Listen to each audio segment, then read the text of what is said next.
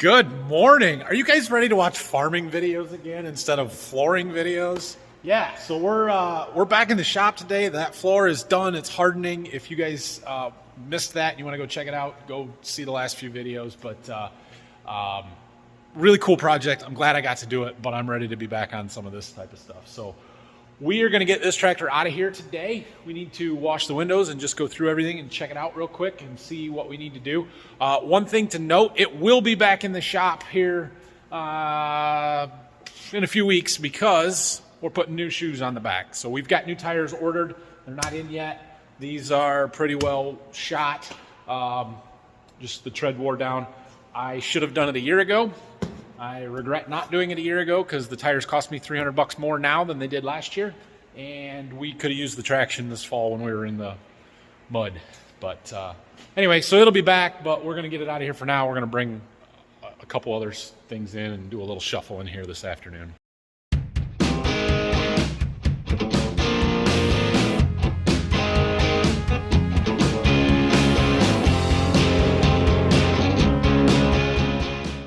So I'm washing windows. Now Brock tells me that he cleaned this tractor out. And while the stuff is gone, and he did clean the floor up, Brock, what is going on in here? You didn't clean this tractor out.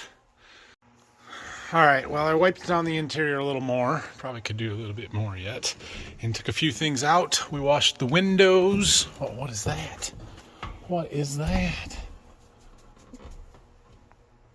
It's on the outside. Oh, man.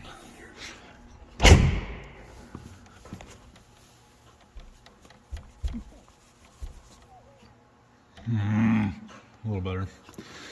Anyway, I took the GPS receiver off because we don't need to store that up there for the winter. Brock did grease it.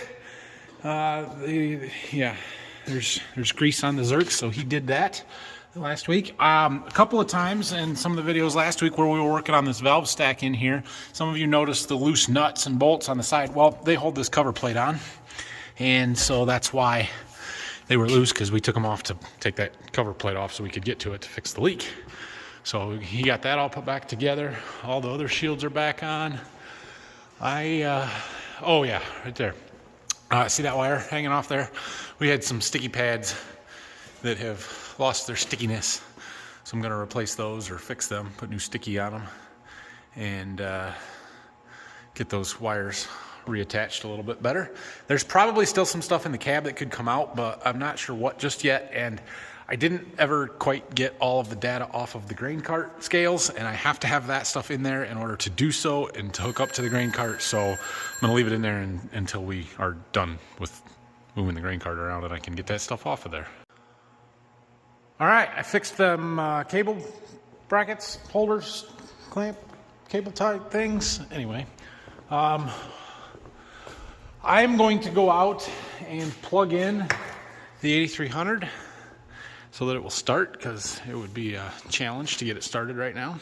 And then I've got a few errands to run. It's about 11 o'clock, so this afternoon we're going to switch stuff around and bring 2 in, 1 out.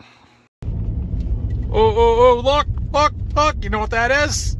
That, my friends, is my well driller. Oh, yes. Finally, we've got a well going in. Oh, that makes me happy because we need a well. And I called months ago, like 6-7 months ago, about getting a well, and they're just now finally showing up, so that's good. Also, I got a phone call. I got a seed truck coming, which is normally no problem. However, I probably need to push some snow out of my driveway. So instead of moving tractors around, we're going to jump in a backhoe and go scrape my driveway out, because he's going to be here in about a half hour. And yeah, and we'll get that unloaded, and then we'll move tractors around. You think our backhoe starts okay when it's cold? I don't really know. Oh yeah, fired right up. Well, we'll get a little heat cranking in here and go push some snow. I should get the big bucket put on the 7520, so we can use that to push snow, but oh, looks like some cars in the ditch over there. But I see about 3 vehicles, so I'll assume for right now that somebody's got them covered and I don't have to go pull them out. Scraping driveways. Mostly I wanted to get that concrete in front of the door there. The snow's not really that deep that the semi won't be able to get around, I don't think. Plus the septic guys that haven't really done anything yet left a bunch of stuff sitting under that snow right there, so I can't really bury it. So I don't have anywhere good to push the snow, but it'll be fine. Mostly I'm just trying to show where the driveways are. Come on, truck. It's cold out here. He's sitting there. He's just sitting there. Apparently we got 9 boxes on here. It's cold. Let's go. He's also a half hour late, but that's fine. It's be okay. 9 more boxes on that one. We're gonna need to move in so I can get this trailer out of here, so I got room for all my seed and stuff. So he's taking off. We're gonna get the door closed and we're gonna go back and shuffle some equipment. Okay, so we want that 8300 that's back there. We're gonna get that one out and clean it up. Let's see if the 7520 starts. It should. It's a pretty good starter. Fires right up.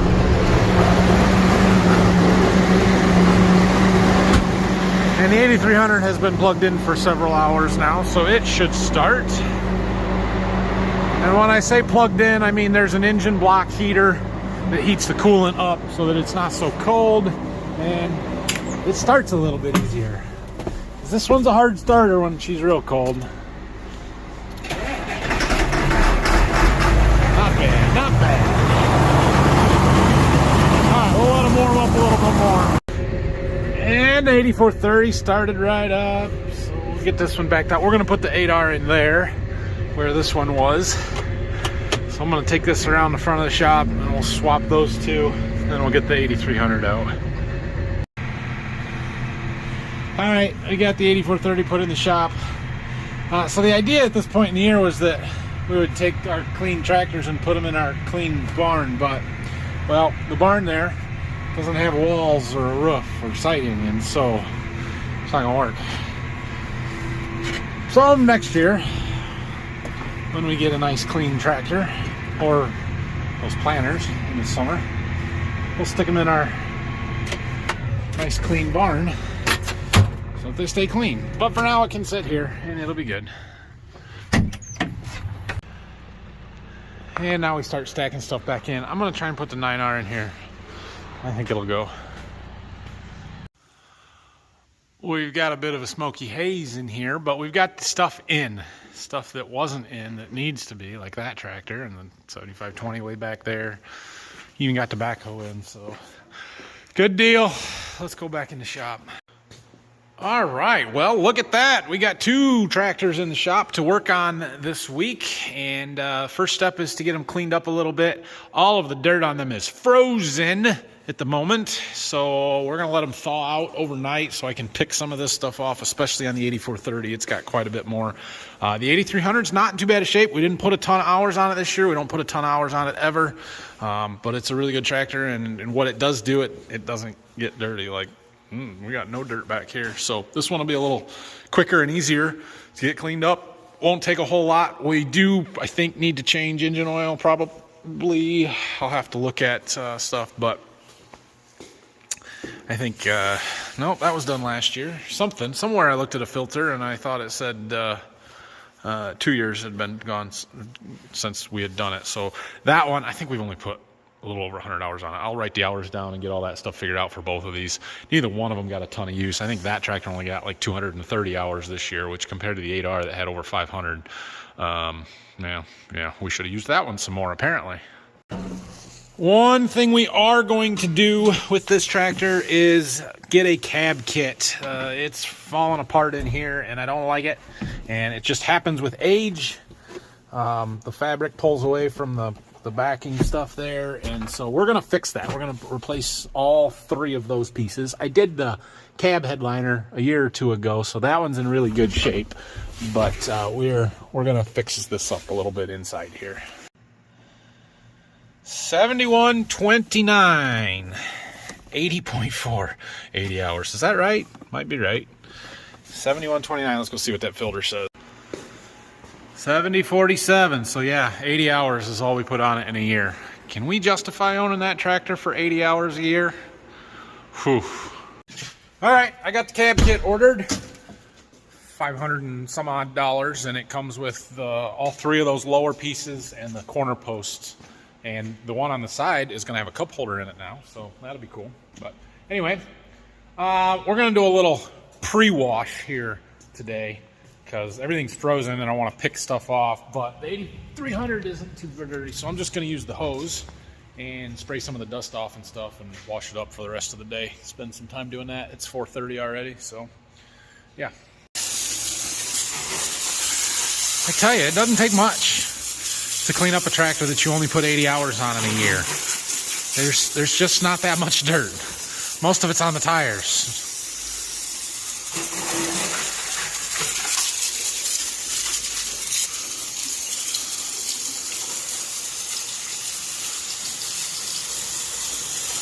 It barely even has oil all over the back end, like there's an oil leak.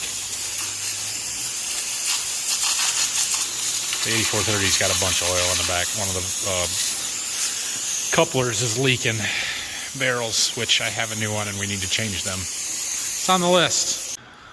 Well, I'm not saying it's done, but for 15 minutes with a hose, she cleans up pretty dang good. Like I said, there's just not much dirt when it doesn't get used very much. So, yeah, I'm not going to power wash today because I don't want to power wash today. We're going to tackle these.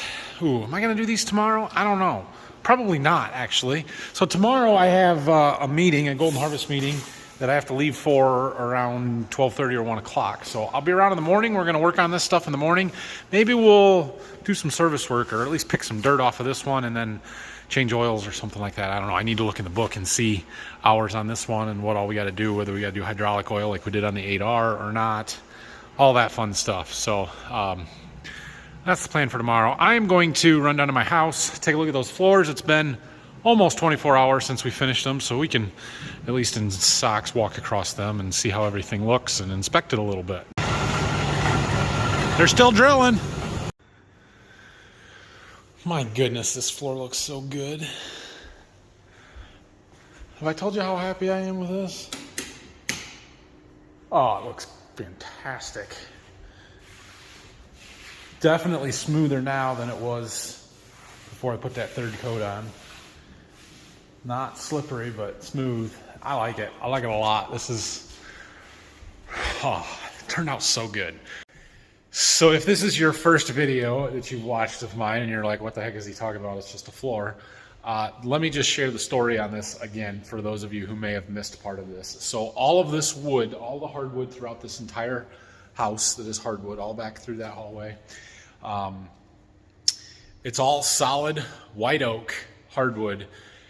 My dad cut the trees down, sawmilled the boards, kiln dried them, planed them, ran them through the joiner, sized them through the table saw, tongue and grooved them, stored them for me for months until they were ready, and helped me lay it. And it's all ours, start to finish, from the trees to the floor. And a couple weeks ago or a week ago, somebody commented that you cut down all those trees just to make a floor for your house. And I'm pretty sure it was a in jest comment kind of thing, but a couple of you attacked him for it, which I thought was also funny. My dad, I told him that, and he's just like, just tell him we've been fertilizing those trees for 35 years and that's ours and we can harvest them and use them for what we want. So anyway, point being, after Dad and I laid this, I sanded it down really nice and smooth. I stained it. I finished it yesterday. We did this, Dad and I, from start to finish. And yeah, it's not perfect. It has the, as I said, imperfections of personalization, but it is gorgeous. And it is the best story that I will have of this house. And I cannot tell you how much I love this floor and how great it is. So it turned out really, really, really, really well. So anyway, that's the story on it. That's why I talk about it so much, because I'm just so happy with it and impressed and the personalization of it, it means everything. Well, I spent a little time and pulled the tape off of all the trim that I had around. I got a little touch-up painting to do. There's spots like that one. Now, they are going to put that shoe molding around it, so it'll cover up a lot of that. Not too big of a deal, but yeah, it is what it is. So anyway, thanks for watching today. If you have any questions and comments, leave them down below, and we'll see you again in the morning. Subscribe to the channel if you haven't already, and we've gained a few subscribers over the last few days. I appreciate that. We're getting closer, creeping closer to 20,000, but not there yet. So thanks, everybody. See ya.